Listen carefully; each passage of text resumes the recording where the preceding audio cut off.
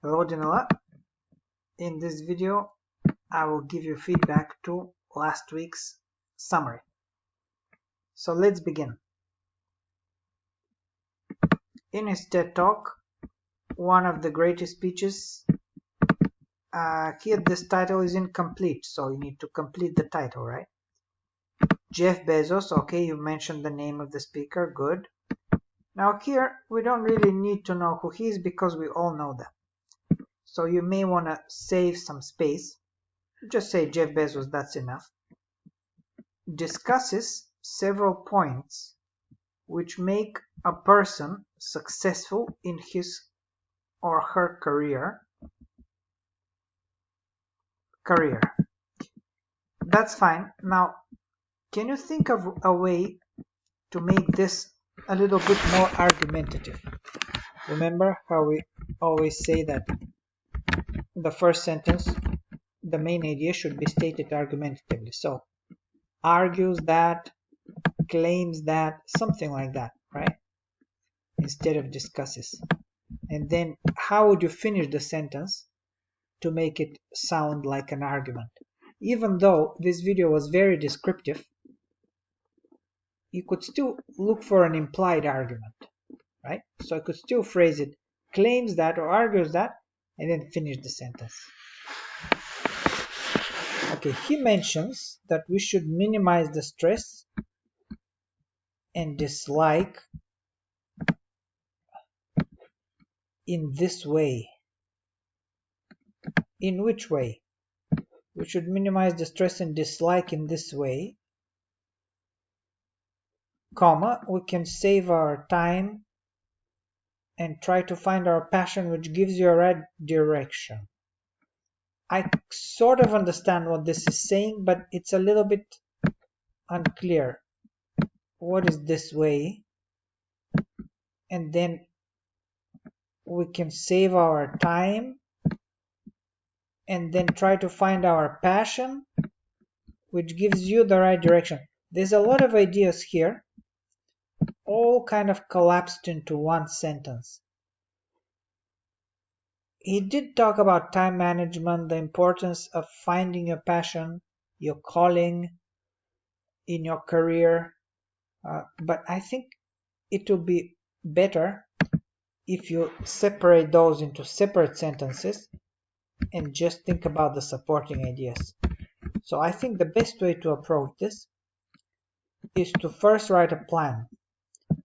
Main idea, supporting idea 1, time management, supporting idea 2, find your calling and your passion, supporting idea 3, and you keep going like that. And then make a separate sentence out of each supporting idea. I think that would be better, because if somebody who hasn't seen the video were to read this paragraph, it would not be very clear, right? Now, of course, there are a lot of tips that he mentions. There are 8 different clips, 8 different videos, all of them spliced together into one.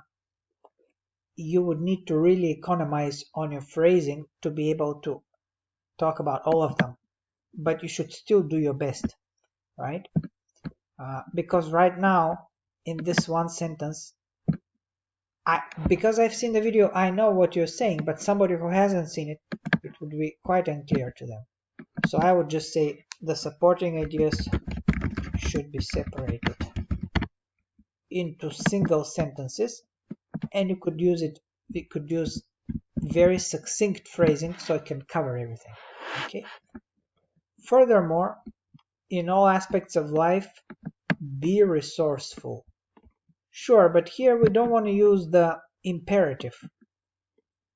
Furthermore, Bezos recommends that we should be resourceful, right? So the imperative would be better for a summary of the sort that we're writing. So he recommends that, or the next tip Bezos mentions is that we should be resourceful, or that young entrepreneurs should be resourceful, something like that, right? Be resourceful is just an imperative infinitive construction, and it should be It shouldn't be imperative in this case. So another tip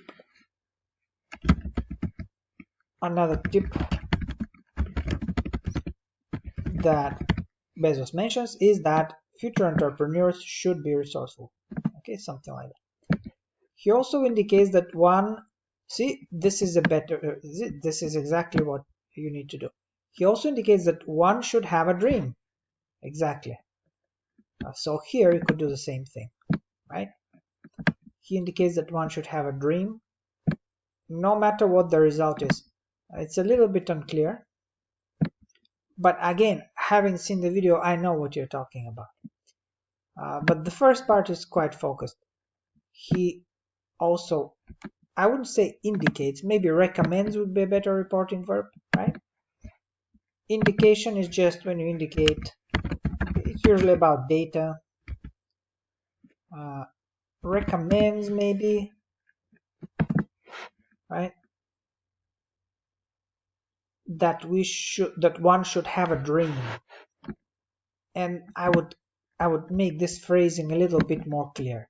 No matter what the result is, just you can rephrase it a little bit. What result are we talking about? The result of what? You see? He also recommends that we should start our business plan by dreaming big, even if we're not sure what the result of our projects will be. So in that way, it's a little bit more clear what result we're talking about, right?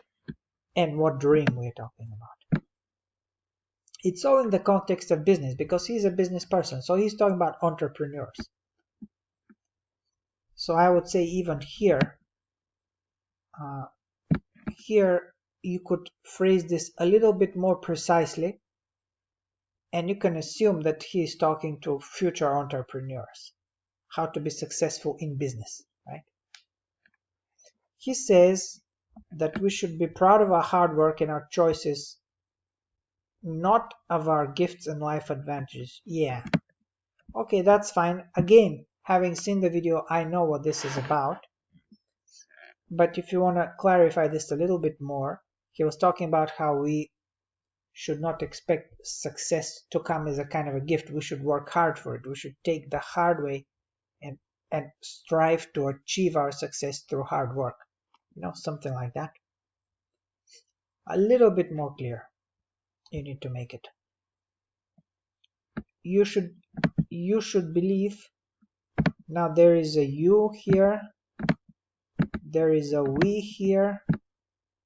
There is a one here. I think it's best, instead of all these pronouns, one, we, you could basically say something like future entrepreneurs or successful business people, something like that, a little bit more precise. Instead of pronouns, you could use, what are these people that he's talking to? He's talking to future entrepreneurs, future business people, right?